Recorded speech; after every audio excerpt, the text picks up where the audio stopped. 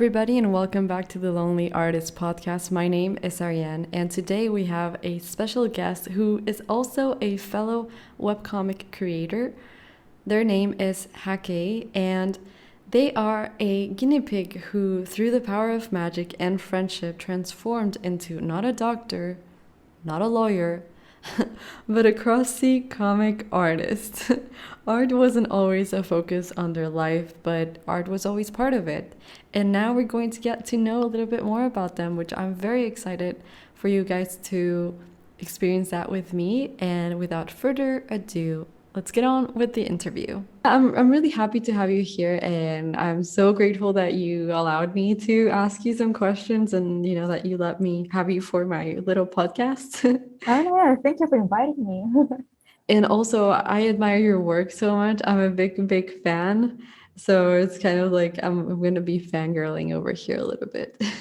I know you put pressure on me now. So how about we start with the questions and I can interrogate you and get to I'm know you a little sure. bit better. All right. Well, I always like to start the podcast asking people, how did you start your art journey? It's pretty similar as I think a lot of other artists. Like we were always drawing as a kid, but then like my parents are like, you shouldn't be an artist. So I was always drawing. Even as a toddler, I was drawing on the walls, scribbling stuff. I was always getting in trouble because of that. Even in middle school, I was drawing on the walls. And the biggest part is we lived in rental apartments. So whenever Oh, we moved, my mom had to scrub out everything that I do in the walls. oh my God. Yeah. I was a pretty bad kid. I'm not gonna lie. I And used to do the same types of things and I would always mhm. get grounded for it. Yeah, and like in middle school, I started getting in trouble because I would draw in my binders instead of like actually studying. And then I remember like my mom one day like took me aside and said like, "Do you think this is important? Like, do you think this is what's important? Because it's not." And then it kind of stuck with me. Oh, As wow. after that day, I didn't show my family like any of my drawings. I would Oh, keep that's it awful. hidden. Yeah, I'm like sorry. thinking back, I'm pretty sure she meant well, right? Like if all parents do, like, she wanted me to focus on studying, getting good grades and whatnot. But like it was stuck with me. Yeah, of course. I mean, when you're young, I feel like things like that can really make an impression on you. Mhm.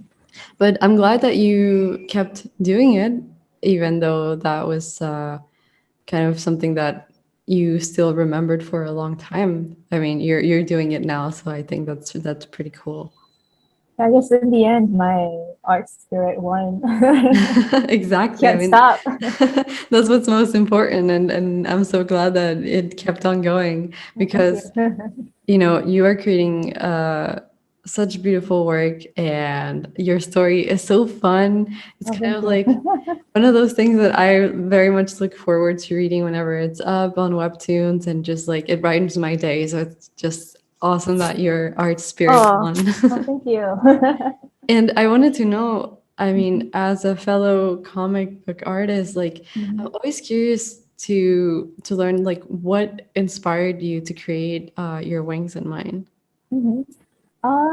So I didn't really actually plan on becoming a comic artist. Like Mm-hmm. I knew I liked comics. I like drawing like anime style stuff, but I didn't really think I had the ability or the talent to draw Mm-hmm. in comics. But last year with the pandemic and everything, um, like even my previous hyper obsessions, like video games and stuff, they were all kind of in a lull. And I was just looking to get into some new stories, but I didn't really find anything that I wanted. I was looking for like this like chaotic and absurd comedy, like BL stories. But they were really hard to find. And then, long story short, I made my own paper dolls and I started like having fun with them, putting them together. And Mm-hmm. then I uploaded online, and then I was kind of surprised people liked it. Yeah, I mean, it's so fun. And I think you just described it so well. Like, I feel like there's a lot of chaotic energy to it, but that's what Mhm. makes it so entertaining to read. It's Mhm. certainly something that's not something that I feel like I've read before. So Mhm. that's one of the things why I really, really enjoy it. So that's cool to learn that it wasn't like you didn't have a plan in mind or anything. You just I went just for wanted to it. have fun. I wanted to read a story, and Yeah, no one was writing it. and like the best things always come like that organically, right? Right. So Yeah. that's amazing. And how long does it take you to create one episode? Um, it depends. Sometimes if I have an episode like it's all written out, I know what's going to happen. It can take about a week, like a full episode, not divided into like part one and part two. Mm-hmm. But sometimes it does take longer. Right now, I'm doing on what is it, episode 16 or 15, Mm-hmm. and it's taken me a pretty long time, like almost 2 weeks, just to figure out where I want to, take this plot, how I want to tell this information without it being, there's like a pages of exposition and Yeah. trying to make the student get it. It's So hard to like it try is. and digest all of what you want to share and like do it in a way Mhm. that's entertaining, right? Right, right. Yeah. And so like do you because you told me that you didn't have like a specific plan when creating the comic, like Mhm. now do you have a specific plan w for the story, like long term, or is it more like just skits that you figure out as you go? It's sort of both. So I have like a loose overall plan. Like I want this scene to be here, maybe Mm-hmm. this scene here, but like nothing's in stone. I don't know how to connect everything, Yeah. and especially like some episode I just put in stuff as it comes into my mind. Yeah. Yeah, well, I mean, that must be both really fun, but also a little bit stressful, I can imagine. It is, especially since Your Wings and Mine, it was supposed to be a really short story. Mm-hmm. It was actually supposed to end at like episode 5 or something like Oh. that. But then, I published the first, or it's like 2 episodes, and then I got a lot of positive feedback, and it Mhm. all went to my head. I was like, I'm a great storyteller. I'm gonna make this a longer one. I already have some like seeds that I have an idea for. I just have to water it. Mm-hmm. But then it was pretty hard going from like a short story to like a longer story it is now. Mm-hmm. I had like a little mental breakdown Oh no. outside. It's like, like I suck. This story sucks. Why did I do this? I should start over. I should delete everything. Yeah, but right now I think I'm in a better place. I'm liking the way the story is going right now. I was actually gonna ask you like how are you feeling about it now? And like I totally get that. It's such I don't think anybody ever tells you like as an artist how much of a roller coaster it is to try and make a comic. It is, yeah. It's not always fun. No, no, like for sure. It's like a lot of pain, but it's worth Mhm. it in the end. And Mhm. but what would you say is the most challenging thing about creating a webcomic for you? Um, I would say it's like really demanding on your body and your mind than I Hmm. would ever thought. Like you are the writer, the director, the editor, the actor, the special effects team, the coffee guy. Like you are everything, right? So it's Yeah, it's like true. when I first started drawing like episode 1 and episode 2, I felt so tired all the time, and I really thought I had the coronavirus. Oh no. It's like, oh man, I'm tired, I'm sick, I'm gonna die.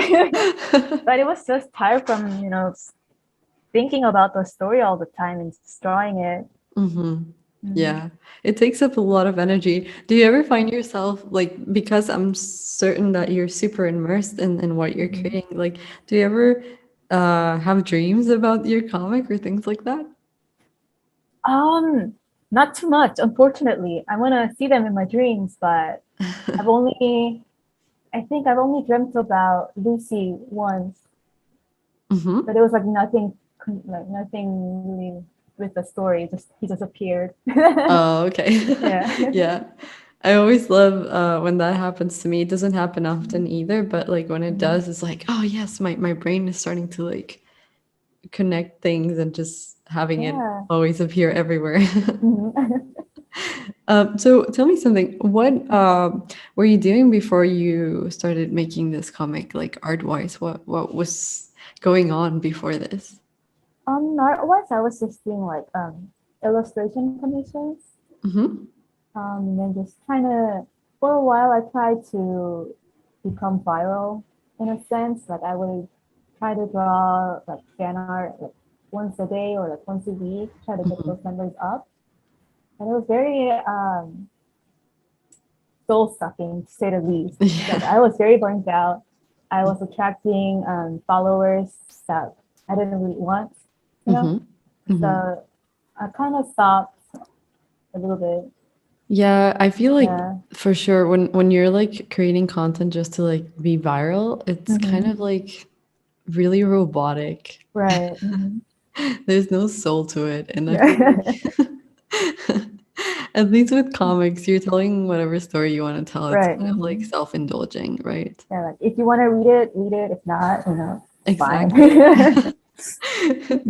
So do you have a like preferred platform for your webcomics, like between webtoons and tapas? Mhm. Not only to like publishing it, but like the fan base of each site, is it different? Like what has been your experience? Um, Experience wise, I think Webtoons is a little bit younger than Mm-hmm. Tapas. Um, but both have been very friendly to me. Not the same, I would say. I like Tapas features a lot more though. They're a bit more creator friendly. Mm-hmm. I can reorder episodes and schedule a lot of things ahead of time, but Webtoons is still a little behind on that Oh, aspect. okay, okay. Mhm. Yeah, it's true. I hadn't thought about that. I Mhm. actually like I started posting on Tapas too because Mhm. I know it exists, but I haven't really dove into it much. Mhm. So I don't really know like what the benefits of it are because I've been so focused on like Yeah. posting on Mhm. webtoons. Yeah, like Tapas, I think if you get, was it like 500 subscribers or 100, readers can start like giving you donations through their ink system. Oh wow, that's So pretty that's nice. cool. And then Tapas, I think, seems just overall, the website seems like LGBT friendly. Mm-hmm. A lot This of is like true. BLGL content there. Yeah. Yeah, I agree on that. Yeah. And it's pretty cool. Like, this is the first time actually that I've ever interviewed somebody. No, wait. Oh my God, I was gonna say Oh. that. This is, I think, if I'm not mistaken, and I'm hoping I'm not, the second time. You never know. You just jinx yourself. This is the second time I've interviewed somebody who's making a web comic. So it's always very interesting to like learn about how everybody's process is different, Right. right? It's all different. Yeah. Yeah, for sure. And I feel like each platform also kind of has different types of artists, Mhm. especially when it's somebody who like only posts on Webtoons or only posts on Tapas. Mhm. So I wanted to ask you, like, now you as somebody who consumes content, do you Mhm. have like more comics that you like reading on Webtoons, or do you have more comics that you like reading on Tapas? Um, the comics I like tend to post on both.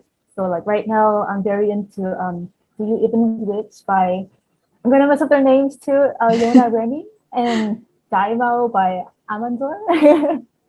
But yeah, they're like comedy BLs. They're both on Tapas and Webtoons. I Oh, just read okay, them okay. both. Yeah. Yeah, that's kind of cool when they're not like officially published by any. They can be Mhm. everywhere, so that's kind of cool. Mhm. Yeah, So and I see just them having fun with their plot too, so that's really nice. yeah, exactly, because they're not like worrying about an editor and things like that, right? Right.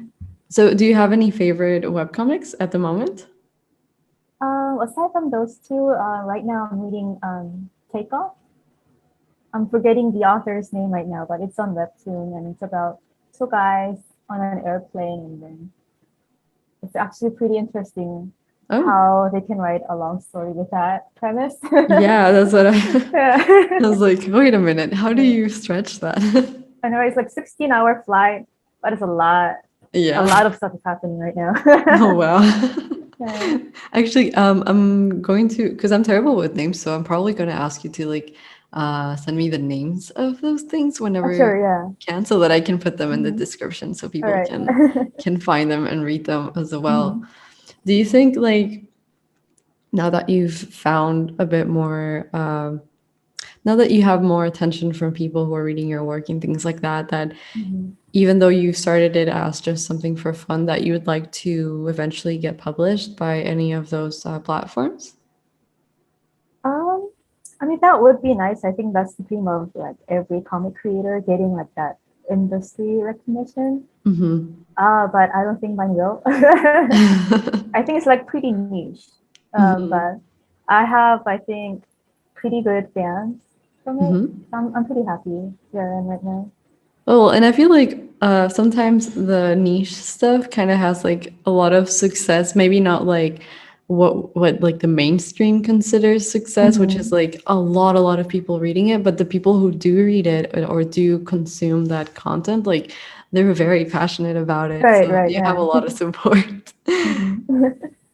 So also I wanted to ask you because this is something that I also like ask myself is now that you have this project, you've drawn everything, do you ever feel like you would like to maybe format it so that you could print it, potentially have a few physical copies, or do you really enjoy the digital medium?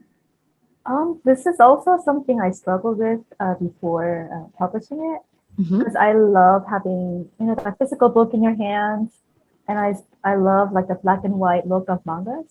Yeah. But I actually originally planned this to be black and white manga, but then I realized there's like no like central platform that I could publish this in. Mm-hmm. And then I started looking into webtoons and it's like, but it's, you know, the entirely different format. I have to color it. Um, uh, but yeah, I think maybe if I get enough interests, I might think about putting it in like a book format. But right now, I have no plans. Hmm. I mean, I would love to get one. So, like, tell me when you do. All right, I will. I have one person interested right now. Yes, you know for sure there's one Yeah. person who's gonna get it. And well, I love that you do all your work and that you are passionate about it. And I also feel like I've seen that you support a lot of people on your episodes, at least Mhm. on the latest ones where you're like sharing other people's works. Mhm. And I wanted to ask if you could like maybe share a bit of like what small web comics you love and follow that wait, let me rephrase that because that was a very long question. Okay, because it's a place of support, I'd like to know if there are any like small web comics you love and follow, but that you feel that they deserve more attention. Mhm. Um, right now, one name does pop into my head immediately. The title is Reeds, Reebs.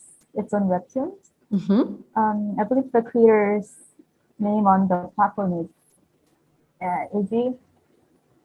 I know on Twitter their name is Izzy, but I don't know if it's the same on Webtoons. But Oh, yeah, okay. it's really interesting. I think LGBT like casts Mm-hmm. featuring like, you know, dragons and stuff. Oh, dragons, that's cool. Yeah. And the creator really does a lot of work to represent their own heritage in this. I think it's really interesting. Hmm. That sounds cool. That's Mhm. also really cool when you can like kind of get a sense of the person's life and their background from their work. Mhm. I always find that to be very interesting. And it's a culture that you don't really see like mentioned in the mainstream often. Mm-hmm. I'm gonna butcher the pronunciation, but I believe it's called Hmong, Hmong, among people. Oh, Yeah. okay. I'll send it to you later. Yeah, thank God we're Yeah. going to Yeah. have everything in the Yes. description because it's kind of like gonna be tough for people to Right. to like understand what our pronunciation is. Right. The creators are going to be listening to this and they'll be like, you Oh butchered my no. name. Yeah, like oh my God, what have you No. done? So what kind of advice can you give to people who follow your work who would maybe like to become webcomic Mhm. creators? I'd like to channel Shellaboo and say, just do it. Just do it. Just start. Yeah, Just do just do it. it. Yeah, on a more serious note, like there's no better way to get experience than to actually start making it. Mhm. Like I could spend like ages reading about how to write a perfect story, how to write like the perfect metaphors, how to Yeah. draw like the perfect panels. But it's not the same as actually sitting down, actually forcing myself to, I have a deadline this Hmm. week, and this week I have to publish something. Let's go, it's a different experience. Yeah, for sure. Yeah. Oh, I can't believe I didn't ask you that. Do you have like I'm gonna ask you now, even All though it's right. out of order, but who Mhm. cares? Do you have like do you organize your week so that you can schedule your episodes? Do you have like a structure to your week so that you can like produce everything that you're working on? Do you have any like examples of the structure? Or? Like, let's say, I don't know. Oh, Monday I do drafts of every panel, and then Tuesday I ink everything, and then Mhm. Wednesday I color everything. I don't know, something like that. Yeah, I just to lose structure. I try to keep the storyboarding at about 2 or 3 days, Mm-hmm. and the rest I spend like inking and actually coloring and everything. Yeah. But yeah, sometimes it takes long to storyboard. Sometimes I actually start over with the episode from scratch. Mm-hmm. So it just messes everything up. What part of the process do you enjoy more? Like, not in this in the part of like writing it, but in Mhm. the part of like storyboarding, inking, coloring, or even like when you make those more detailed panels, like rendering and things like Mhm. that.